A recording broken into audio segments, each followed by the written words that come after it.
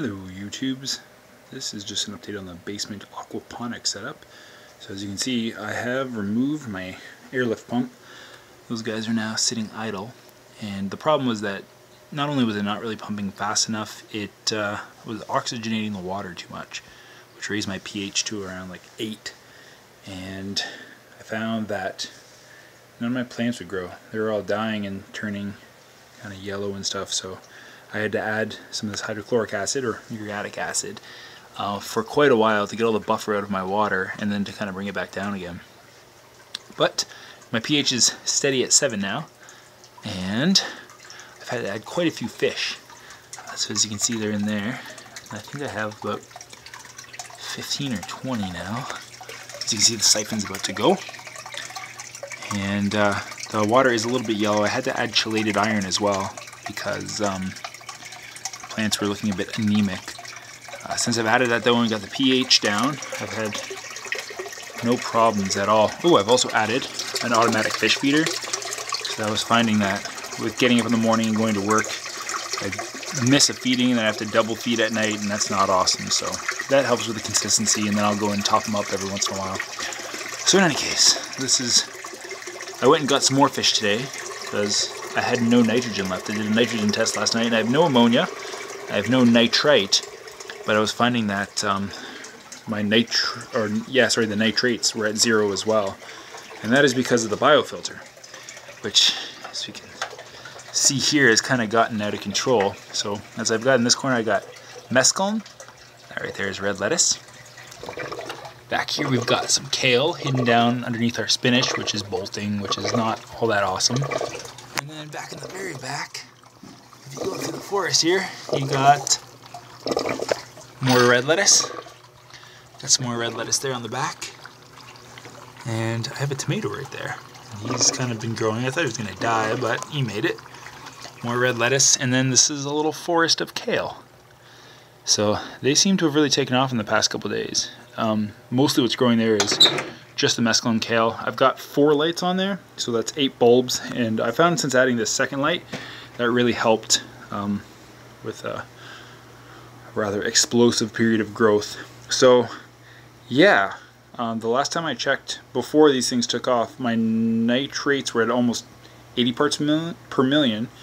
Now with that biofilter in place, I'm at 0. So I added more fish. Hopefully that helps bring it back up. I've noticed some yellowing on the ends of my kale here, and it kind of tipped me off to look at the nitrogen, and the nitrogen was definitely low. So we'll see what those extra couple fish do. See if that, whoa, it's very dark. There we go. See how many are in there. There's probably 20, I think. And as they grow, I'm going to have to get a bigger bed for them. But that's 200 liters, 50 gallons. So that should be enough to last them for a while. I also did end up expanding. I went and bought this little pump down here. Wait, where is it? There it goes. And that guy basically lifts through the back here. I have a pipe that goes all the way up, and this is the part I just added. So what I have is basically it run up through this tube and my beautiful rigged job of silicone here. Yeah, it's pretty messy, so I should clean that up, but there's a good chance I won't because it's working.